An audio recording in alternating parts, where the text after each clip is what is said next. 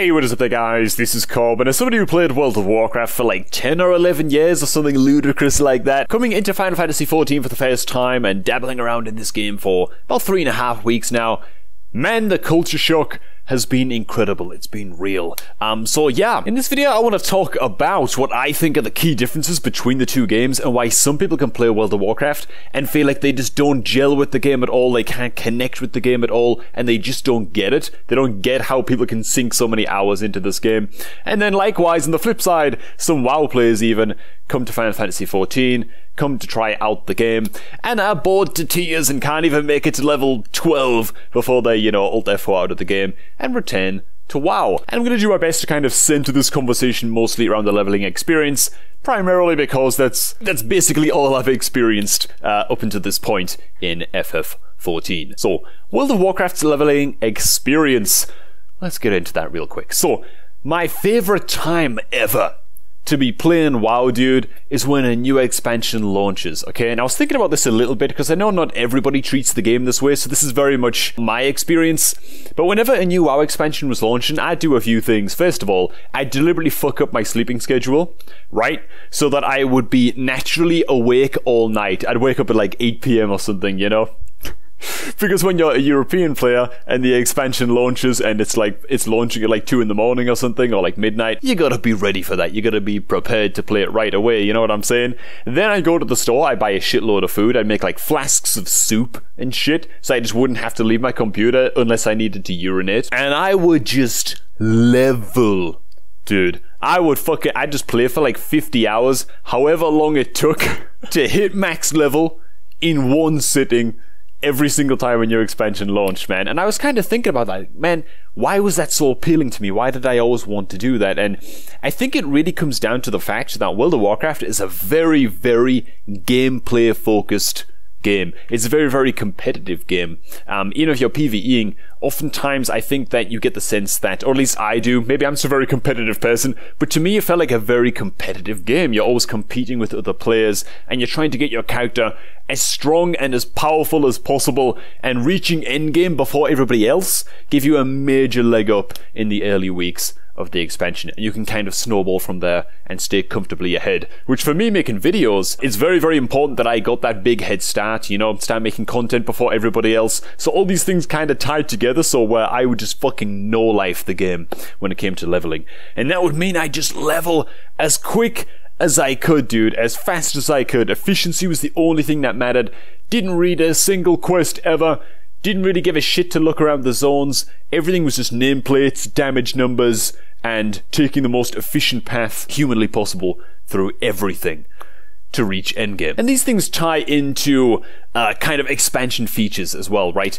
In the Burning Crusade, you have the likes of Aldor and Skryre, and your choices that you make, whether you're going to join the faction of Aldor or Skryre, are very, very much dependent on which one gives you the best rewards. I think that a lot of people make that choice. They just pick Aldor or Skryre based on what rewards they want, what blues they want to pick up as the kind of first gearing up, once they reach endgame. The same thing can be said about garrisons. Garrisons are basically player housing for World of Warcraft in Warlords of Draenor. It turns out there was a lot less customization than was previously advertised, and the garrisons were basically metagamed very, very quickly because a lot of the buildings that you could build in your player housing and in your garrison just basically were just better, They gave you more gold, or they gave you more crafting supplies, or they gave you more honor points or whatever, and you could kind of game them, and there was like a meta. There was just a best way to build your garrison. And not everybody, but again, I think a lot of people just followed the garrison metagame because it was tied either directly or indirectly to player power. And the same thing can be said for covenants as well. When I was looking into Shadowlands, because I still do follow the game, and if a new expansion's coming up and it looks like it's going to be really interesting, then I take a look. But covenants in Shadowlands, again, they're just a faction that you can pick in the Shadowlands expansion, kind of like Aldor and Skryre, and it's this faction that you tie yourself to. For anybody who's a Final Fantasy XIV player who doesn't know, you tie yourself to them. I think that it's like unique questions, unique rewards, and you gain special covenant-only abilities and spells that you can, slam on your hotband, make use of. And I remember when I was looking at Shadowlands, I was like, dude, I'm just going to go with whichever one gives me the best ability for destroying people in world PvP, man. That's all I give a fuck about, you know? So it's just one of those things where, again, it's kinda tied to player power level, and I feel like it can be metagamed, because when the focus is on competition and competitiveness, and that's what excites you, and that's the reason that you play World of Warcraft, you're gonna pick whatever makes your character the most powerful, and that's that. Now, on the flip side, in Final Fantasy XIV, I feel like the focus is very much on the narrative. It's very much not on competing with other players. It's much more on collaborating with other players. I get the sense. Correct me if I'm wrong. Maybe there's like some sects of extremely competitive people at endgame, you know, free companies competing against each other and stuff like that, and maybe that's a big thing, but it's just a sense that I get. And again, comparing garrisons to the player housing in Final Fantasy XIV, Final Fantasy XIV player housing, it's like purely aesthetic. It's like purely aesthetic, dude. It's just there to express yourself through your aesthetics in the game. And that's really it. Also kind of similar to how you select a covenant in Shadowlands or Aldor or Scryer in the Burning Crusade expansion in WoW. In Final Fantasy XIV, while you're leveling, you pick up a free company, and you can choose between the Maelstrom or the Twin Adders and stuff like that, you know.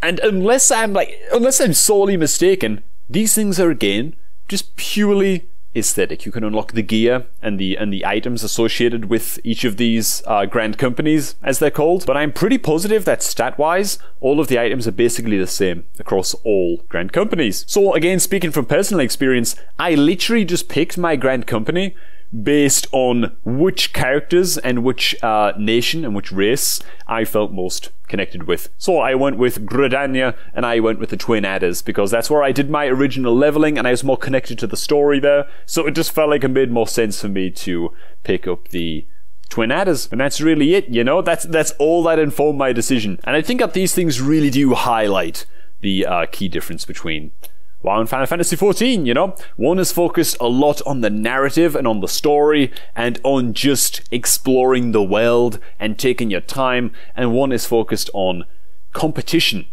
really, is what it comes down to, you know? And man, there was a time in my life I would have never ever been ready to play Final Fantasy XIV, man. I would never have been ready. It would have been too tedious, would have been too boring, would have been too slow for me, and I was very much a PvP nut. You know, it's all I give a shit about, man, was PvPing and getting as strong as possible and taking on multiple opponents and all of that, and anybody who's followed the channel for a while will know all about that, you know? Whereas now, I'm getting on a little bit. I don't have as much time to play. I don't have as much time to be competitive in an MMO. And playing a game like like, I never thought I'd ever play another MMO ever again, by the way. But even now, just being like level 52 in Final Fantasy XIV, it's like, wow, man, I'm astounded that I feel like I have the time to play this game, because I know it's like 300 hours plus or something crazy to reach max level and clear all of the story if you're actually taking your time with it and stuff. I've heard that somewhere, maybe that's totally wrong, but it's a long time, and yet I don't feel overwhelmed at all, because the pace of the game is so leisurely and the end game's not going anywhere. So again, contrasting that with World of Warcraft, the end game, hyper competition, right? You're competing for gear, you're trying to get into raids before anybody else and all of that shit if you're a PvEer, and it's a bit less competitive, I think, in that way in PvE. Still quite competitive, but in PvP it's like, man, gear, the best gear available, or get the fuck out, man. You know what I'm saying? And it's one of those things where getting in early it's so important, and so when you're leveling, it's like, man, the quest givers, like, don't even talk to me, dude, just give me the goddamn quest and get me to max level. As soon as possible, man, as soon as possible. And I'll admit, by the way, part of me does miss that, a part of me misses just telling everyone I know that I'm just gonna peace out for like 72 hours and I'm gonna do nothing, dude, but play WoW, get up and move around every now and again to try to avoid fucking blood clots, right, and just hammer leveling and level like multiple characters to max level in the first like 2 days of the expansion, you know? It's an extremely exhilarating, super challenging, awesome fucking feeling, you know, when you're able to commit to something like that. And it's nice, you know, when you actually have the time to do that kind of thing, which I just don't anymore. It's also worth noting as well that every single cutscene, this is totally personal experience, I would skip every single fucking cutscene in World of Warcraft, dude, when leveling, you know?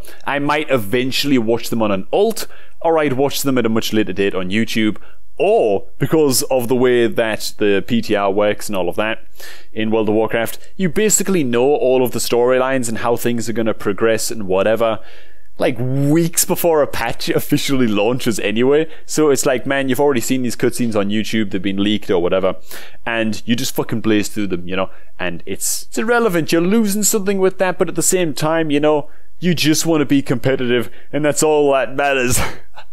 There's a lot of people in the comments right now, I take my time with the storyline, you know, and I know a couple of people who do, you know, Cabin, if you're watching right now, I know a lot of people in WoW who do take their time, and they're not quite as crazy about this kind of shit as me, or as I used to be. I bring this up because it's a distinct difference with Final Fantasy XIV as well. A lot of people talk about this, and I'm yet to kind of reap the benefits of this just yet, but there is no PTR with Final Fantasy XIV, and if you want to know how the story progresses, well, you better be there for the next patch, you know? So that's a really, really fucking exciting element of Final Fantasy XIV as well, you know?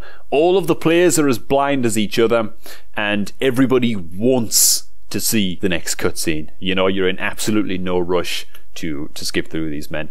Which is just cool, and again, it really speaks to the difference in pace between the two games. And again, contrasting to World of Warcraft's kind of competitive-minded, or at least, you know, if you're a PvPer, very, very competitive-minded end game where you're just trying to get there as quick as possible, I get the sense that in Final Fantasy XIV, the end game's not going anywhere, dude. It's not going anywhere, man. The end game feels like such a vast sandbox of near timeless content. Like, my god, dude, what am I gonna do when I get to end game? I don't even know where I'm gonna start, man. Christ, you can start with the extreme dungeons and stuff like that, and in the extreme trials, or you can start crossing over, like, get into raiding, all of that kind of shit, and the extreme and the savage raids later on down the line, and you can go down that road. You can start leveling crafting, and because crafting is its own, like, job or class, you know, like a miner, goldsmith, or whatever, all of those jobs and classes have their own storylines and huge questions, and you've got to literally level from like 0 to 80 again as a miner if you want to go into crafting. And Jesus Christ, dude, like, there's so much shit I want to do. All the other jobs that I want to level, I'm really intrigued by Black Mage, by Red Mage. Some of you guys have convinced me of Red Mage in the comments recently, you know. Really, really excited to eventually try out Red Mage and Machinist. Oh my god, like, there's just so much fucking shit that I want to get to, and it's partially because all of these jobs and classes, again, have their own questions and storylines, you know. So it's just an ocean of fucking content that doesn't really seem to go out of date, which is just so goddamn exciting, and it's just growing all of the time, you know.